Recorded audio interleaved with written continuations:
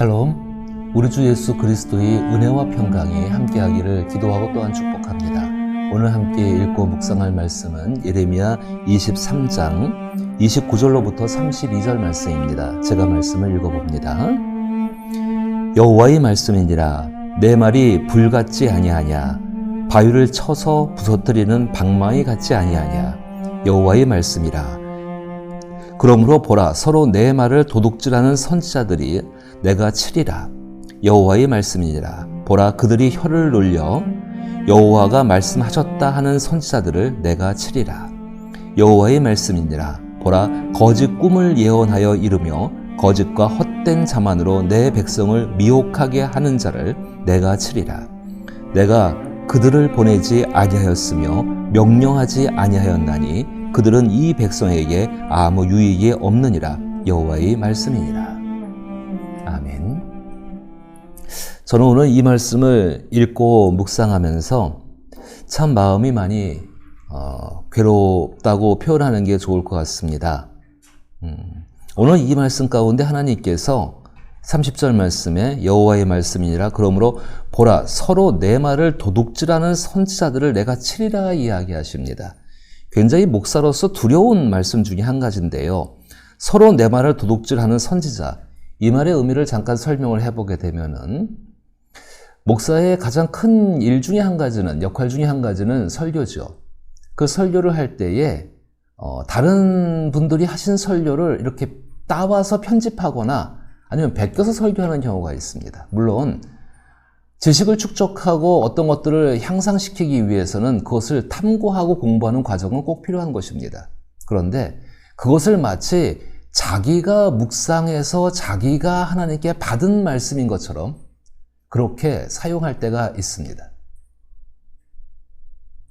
아마 저작권의 문제를 가지고 우리 목사들의 설교를 갖다가 전부 검토를 해보게 된다면은 그 저작권의 문제로부터 자유로운 목사가 몇 명이나 될까 저는 생각을 해보게 됩니다.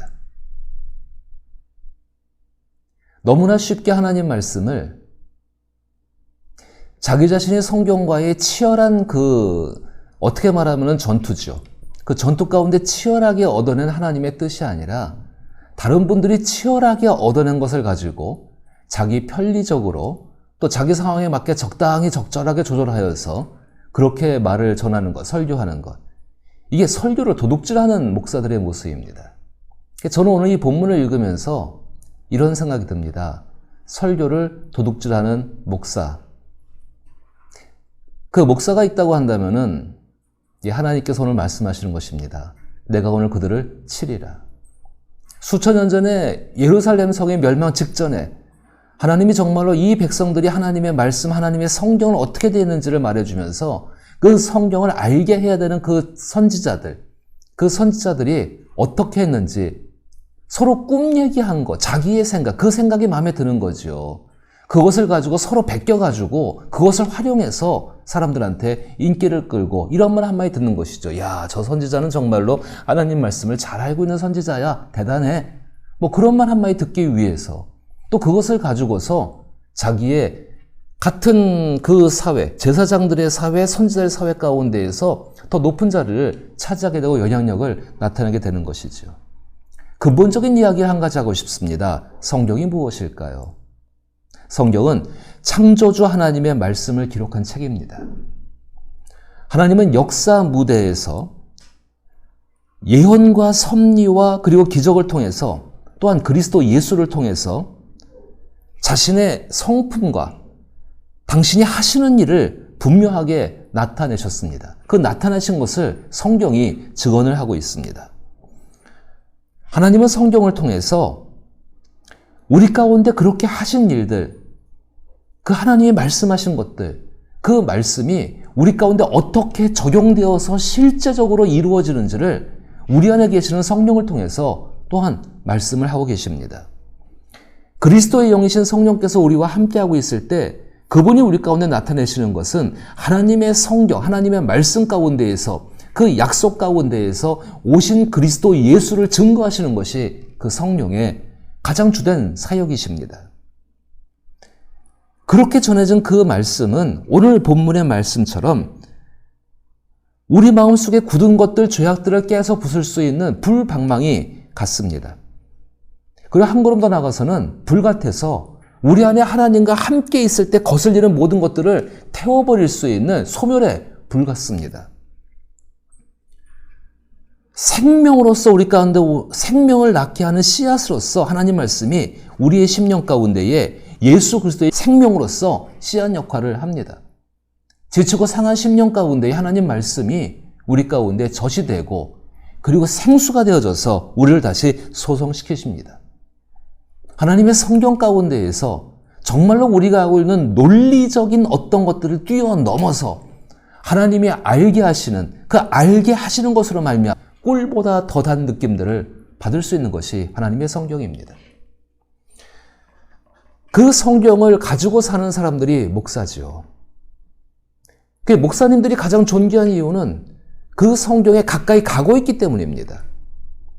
그렇다면 하나님이 어제도 말씀하신 것처럼 성실한 마음을 가지고서 그 말씀을 연구하고 생각하고 묵상하고 그것 가운데에서 실제적으로 경험된 것을 전할 수 있어야지만이 그것이 하나님의 뜻을 담고 있는 것 아니겠습니까?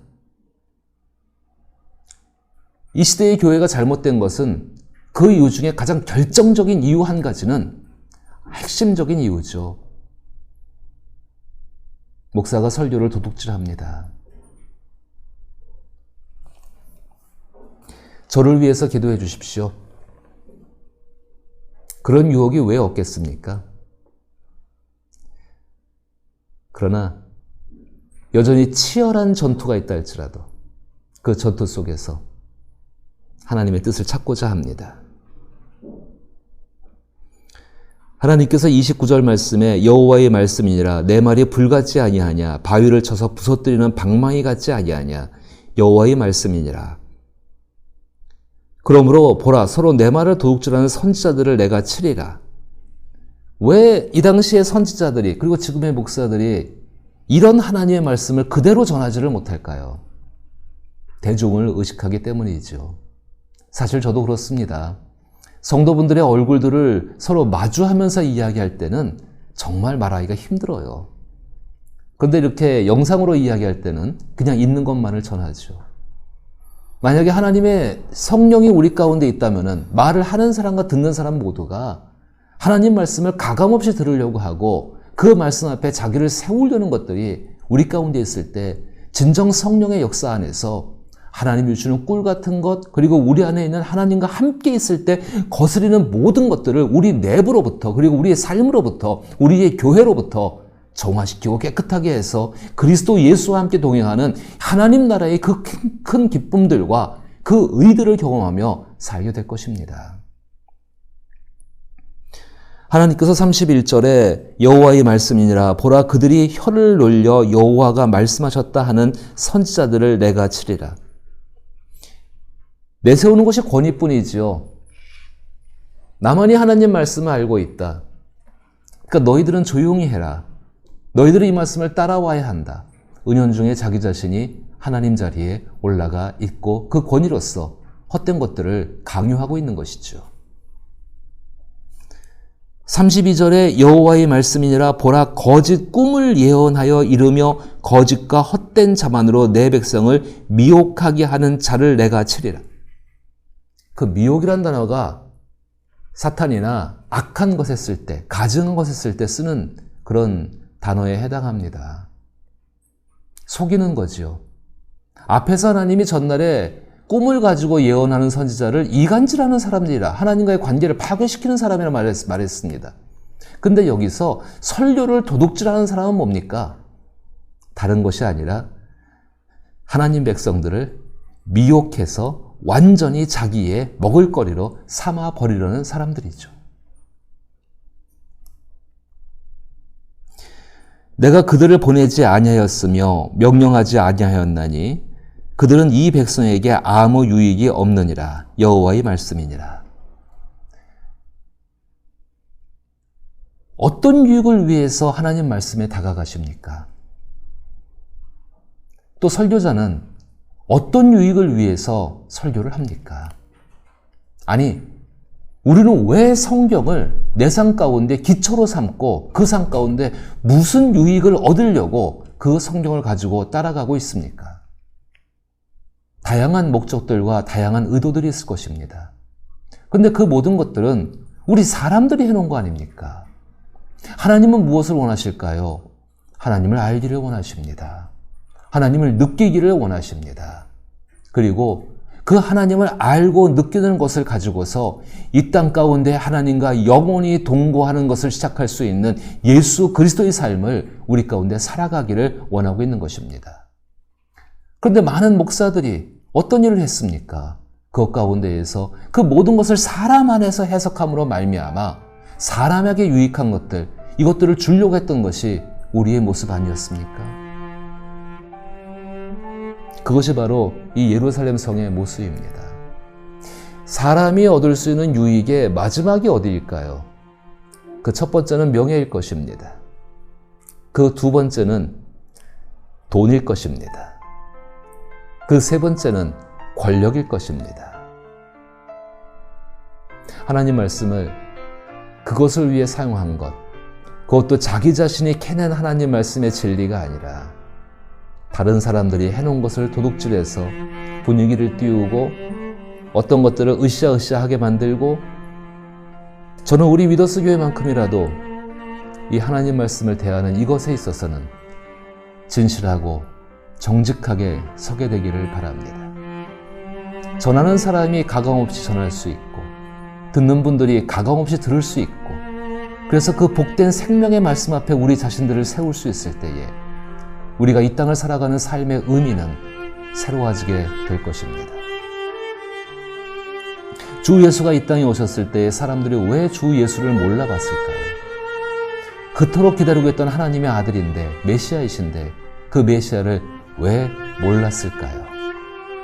자신들이 듣고 싶은 말을 듣기를 원했고, 그 교묘하게 그 감정들을 이용해서 자신들의 배를 불리고 재산을 축적하고 권력을 가졌던 그 당시에 제사장들, 선지자들, 바리새인들, 서기관들, 하나님 말씀을 가지고 사는 사람들, 바로 그 사람들 때문이었습니다. 이 시대나 그 시대나 이 예레미야의 시대나 차이가 없다고 저는 생각합니다. 이제 목사가 어떤 역할을 해야 할까? 한 명의 목사가 세워지는 것은 하나님과 자기 자신과 또 우리 중요하게 성도분들이 세워 가셔야 합니다.